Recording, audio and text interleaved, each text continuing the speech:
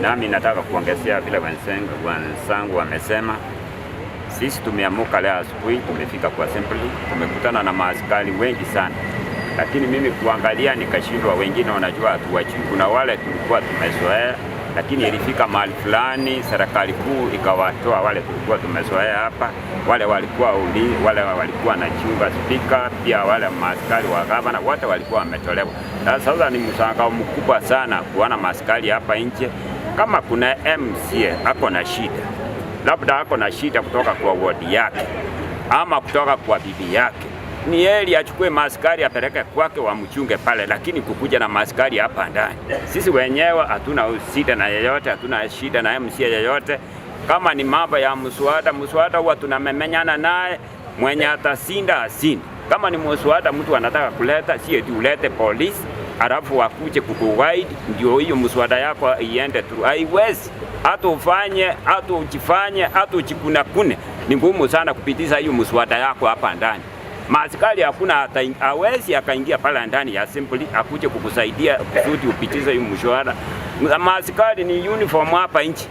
Hakuna kitu atafanya. Sisi tunataka kuona maaskari wametoka saizi OCPD mahali huko, tuwa maaskari hapa, peleka kwako wakuchunge pale kwako mahali unahitaji. Wakati tunahitaji maaskari, sisi wenyewe tunaweza kukuandikia barua ama speaker akuandikie barua kuambie leo nataka ulinzi kiwango hivi na hivi, niko na shida hivi na hivi, lakini hatuna shida. Maaskari ni wanini sasa hapa? Tunaona maaskari karibu 10 ni wanini. Tena wengine wamebeba marungu, wengine bunduki, wengine tear gas. Hatujui shida yenye ilitokea kwa assembly au wanakuja na hizo vyombo zote. Kwa hiyo machache nasema OCPD fanya heshima. Wewe ulinyang'anya speaker maaskari, kanyang'anya governor, tena saa hiyo unatuletea sisi MCA hatutaki maaskari. What we need MCAs ni kupitisha miswada yetu vile inatakikana. Kama ni pesa, wewe OCPD kama uko na nguvu, tutafutie pesa from the national government, tupate pesa kwa mifuko yetu, lakini hatutaki ulinzi. Asante sana. Thank you so much. Kwa majina naitwa Muracha Henry, Majority Leader wa Kisii County Assembly. Hivi leo sisi tumeshangaa sana. Tukija katika bunge tumepata polisi wamejaa katika bunge letu. Hatuna vita, hatuna chochote, hatuna maandamano kwa assembly. The assembly is normally a place where we have to respect it. Sasa polisi wamekuja, mmesikia juzi wameua watu, sasa sijui kama wanataka kuua waheshimiwa ama wanataka kufanya nini. Sisi tunauliza OCPD ambaye anasimamia hii Kisii ama county commander, awache kutumiwa na waheshimiwa, awache kutumiwa vibaya. Kama hako na issue akuje hapa. Motion ikikuja, hata kama ni motion, tunasikia kuna watu wako na motion ya impeachment ya speaker, hakuna tatizo, wailete tuingie bunge tujadili, wakiweza kumtoa wamtoe. Wana imagine vitu. Watu wa UDA waache kutusumbua. Tunawaambia huyo polisi na huyo OCPD ambaye hako Kisii awache kutumiwa vibaya. Sisi hapa assembly tuko sawa, hatuna vita. Na mheshimiwa yeyote akileta motion hako sawa, hako na haki yake ya kuleta. Mbona tupigane? Tutaingia pale, tutajadili, tuko na standing orders tutafuata na tutamaliza namna hiyo. Kwa hivyo tunamuonya OCPD. Tumeanza bipartisan talks. Sisi watu wa Azimio na Kenya Kwanza. Sasa amerudi, ameanza ujinga ya Mheshimiwa Wilfred Monyenye Yoge. Mimi ni mheshimiwa wa Kisii Central Ward. Leo asubuhi niliamuka mapema. Leo tulikuwa tunafungua bunge letu, bunge la 3. Ningafika hapa kwa gate, ngapata maaskari wengi sana. Hata mimi ngaanza kujiuliza ni kitu gani kinaendelea hapa ndani. Vile majority leader amesema hapa, kwa kusema ukweli ni msangao. Asa kama mimi mzee nimekaa kwa hii county, nimechaguliwa mara 8, miaka 40. Hata nilikuwa mea la mji letu la Kisii. Kwa hivyo hii ni msangao kubwa sana. Hata nilianza kujiuliza tena ni maandamano imekuja leo. Mimi si kujua leo, siku ya leo ni Jumanne, ni ile tulisema maandamano itakuwa, kwa nini maaskari wamejaa hapa kwa gate. Kwa hivyo ngauliza OCPD, what's happening here? Akaniambia mheshimiwa mwenyewe tumekuja kuchunga nyinyi. Kuchunga sisi nini? Kaenda kwa speaker kwa sababu ndio mkubwa wetu na clerk. Kawauliza nyinyi ndio mmeleta maaskari wengi hapa au leo hatuingii kwa bunge letu? Hata hao wakaniambia hapana, sisi hatujaita maaskari, hata sisi tumesangaa, tumewaona hapa. Kwa hivyo tunauliza serikali yetu, kama ni kuchungwa, sisi kama waheshimiwa tunapitia kwa spika wetu. Kama mimi my life is in danger, ndaelezea spika na clerk waniletea askari wa kunichunga. Kwa hivyo tunataka yule aliwaleta hapa tujue ni kitu gani. Kuna mheshimiwa mwingine hapa hakuna list ati tusaini, tunataka kuimpeach clerk nene spika. Kwani yeye ndio mheshimiwa kwa waheshimiwa 71? Yeye ndio anataka kuimpeach spika. Kwa hivyo kama kuna mambo yetu ya assembly, wacha tuongee kwa assembly. Hataki kuona maaskari hapa. Watu wengine tuko na high blood pressure, tutaweza kuanguka. Kwa sababu naambia bwana OCPD, wewe kama unatumika vibaya, please enda waja hiyo. Wewe ulipelekwa shule ukajifundisha vile unatatua mambo ya kisheria. Asanteni. Security about it, Mr. Speaker, and you named that honorable member. And it happens, Mr. Speaker, that honorable member posed by European name is with us here, Mr. Speaker. I wanted to hear, Mr. Speaker, from him, if you can allow. What is the insecurity, Mr. Speaker, which necessitated him to bring police officers, Mr. Speaker, in this assembly? Because, Mr. Speaker, as I know, I've been in this assembly for the last term, second assembly. Mr. Speaker, I happened to be a chairman of a town council, and then the chairman of a town council was like a speaker, Mr. Speaker. It is me who could authorize police officers to come to the town hall, Mr. Speaker. And I know in our service board, Mr. Speaker, it is you who can authorize the police officers to be here if you have seen there is an issue of security. Therefore, Mr. Speaker, if it is possible, because you have said you alone, it is Honorable Postman who brought ASKARIS here, Mr. Speaker. I want to know whether indeed is the one and the reason why he brought ASKARIS here, Mr. Speaker. This is tainting the image of this county assembly, Mr. Speaker. Because, Mr. Speaker, people know us honorable members. And when they see ASKARIS, Mr. Speaker, outside there from morning, they are all in rungus, Mr. Speaker. They are in full and riot gear, Mr. Speaker. I don't know whether people thought, Mr. Speaker, we are going to riot, Mr. Speaker. And you know, we have lost people, Mr. Speaker, in the maandamanos which have been happening.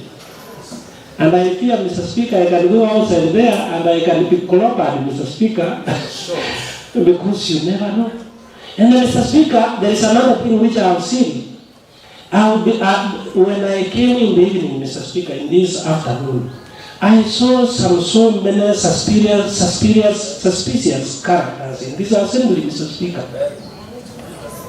Honorable members can be armed, Mr. Speaker, because the entry to this precincts, Mr. Speaker, the people are supposed to come in by being checked at the gate, Mr. Speaker.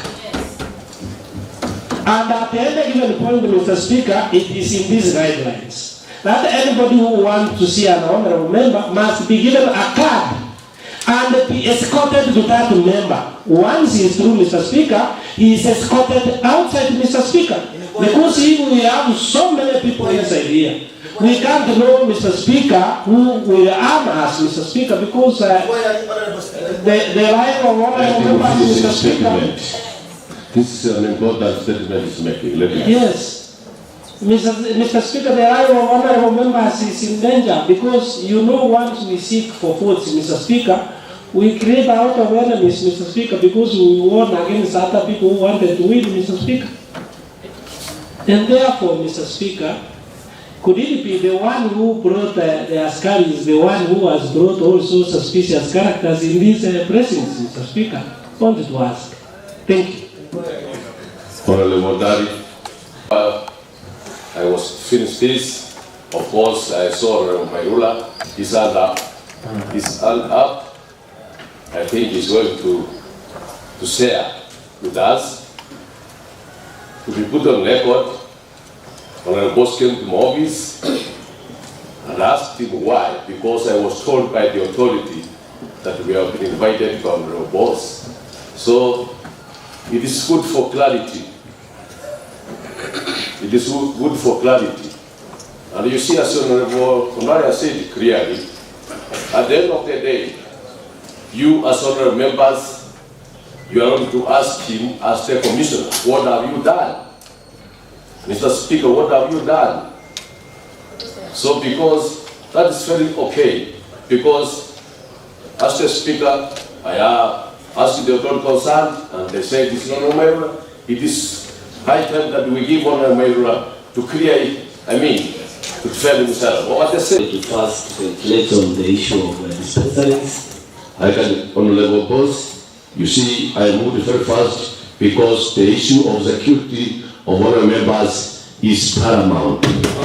Honorable Speaker, yes, you can go ahead. I want to respect your spirit of moving from discussion of government to police issue, but I want to assure the members that the presence of police, Honorable Speaker, is for my own good and your own good, Honorable Speaker. At no time, Honorable Speaker, I have seen a police officer as a gang member for no good reason, Honorable Speaker. We are friends, all of us here, Honorable Speaker. Everybody here, at one time, we have assisted each other. You can ask the Honorable Speaker.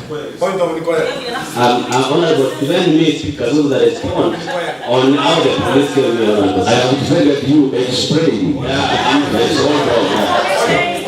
And my way of explanation, Honorable Speaker. I explain circumstances. He invited the police part of work. Yeah, Honorable Speaker, yesterday I wrote in our group in 71 that I am threatened, Honorable Speaker. Honorable Speaker, I have even confirmed also from our service commission that he has seen suspicious characters, Honorable Speaker.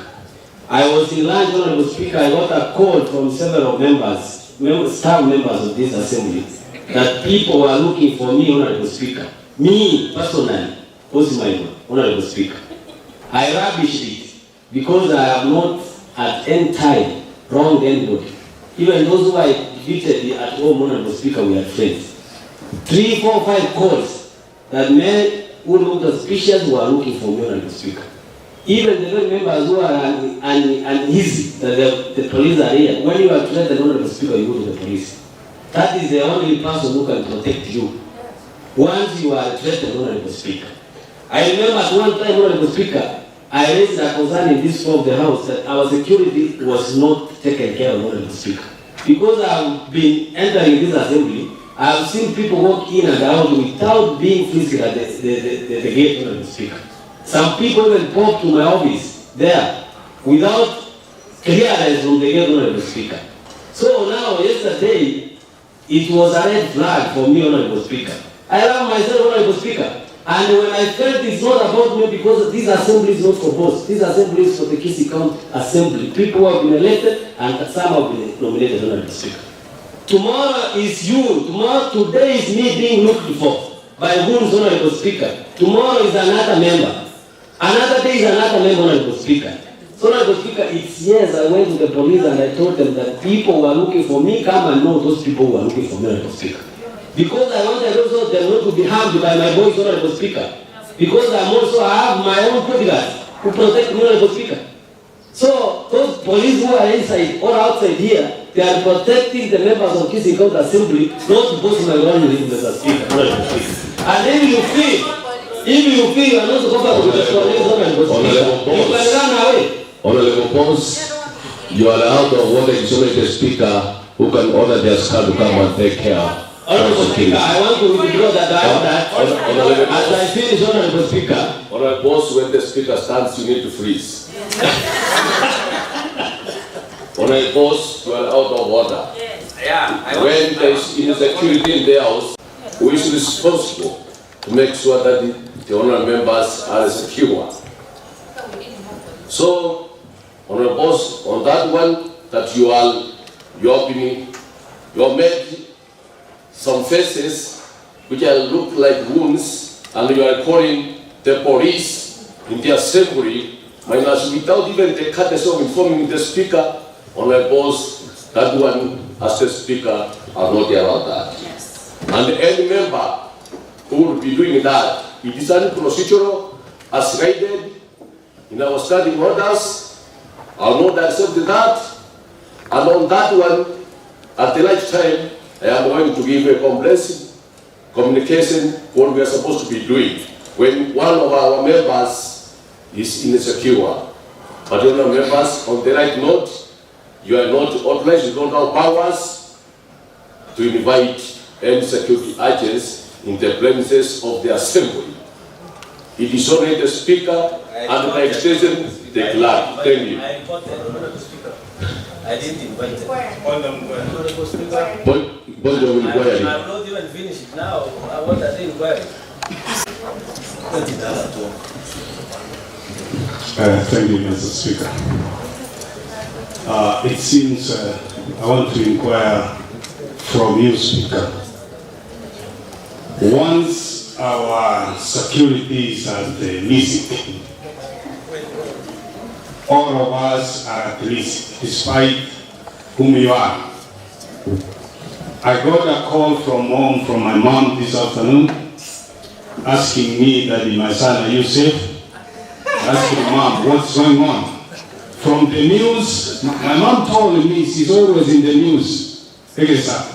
She told me that from the news, we have been told that there is a lot of police in your assembly, with rumbos, and you are inside. How are you going to manage to come from that house if all the police are outside looking for you? I told Mom, I don't know what you are talking, Mom, because if I was to tell her that there's a lot of police outside, Mom, and which are my cruiser. So I told her on that contest, I told her that I don't know, but I'm going to tell you later. Mr. Speaker, if each of us as a member of this assembly can have the authority to call policemen to guide him or her, this one will be al-sababu, this house will be out of order. Mr. Speaker, we have the capability, we are capable to call our policemen, to call our anybody to come and guide us. I have an ability to bring even 10 policemen here to guide us. But with the law, that one does not allow. If we allow one of our members to bring all the police officers from Kisii County in the name of guarding that leader or that member, then we are out of order on this house. So the stick is on you, Mr. Speaker. You need to do. Speaker, I have stood on this standing order number 104, Mr. Speaker, and number 105. And the reason, Mr. Speaker, I'm saying this is because I'm seeing a gross misconduct from all, a gross disorderly conduct from the member, Mr. Speaker. And Mr. Speaker, the standing orders are very clear that any member, that's 105, any member may at any time on a point of order invite the Speaker or the chairperson of our committees to name another member for grossly disorderly conduct. But the decision whether or not to do so shall remain with the Speaker or the chairperson, Mr. Speaker. I want to invite you, Mr. Speaker, to name Honorable Pause for gross disorderly conduct. And the reason why, Mr. Speaker, I'm saying this is in standing order number 104, Mr. Speaker, which says this, Mr. Speaker, about what constitutes, Mr. Speaker, a gross disorderly conduct, Mr. Speaker. You have heard very clearly, Mr. Speaker, Honorable Nicodemus Umwamba saying, Mr. Speaker, he has been called from home, Mr. Speaker, by the parents, Mr. Speaker, and you know nowadays people have this sugar issue.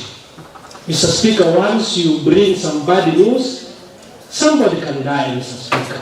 And he has said, Mr. Speaker, gross disorderly conduct, Mr. Speaker, involves the following, Mr. Speaker.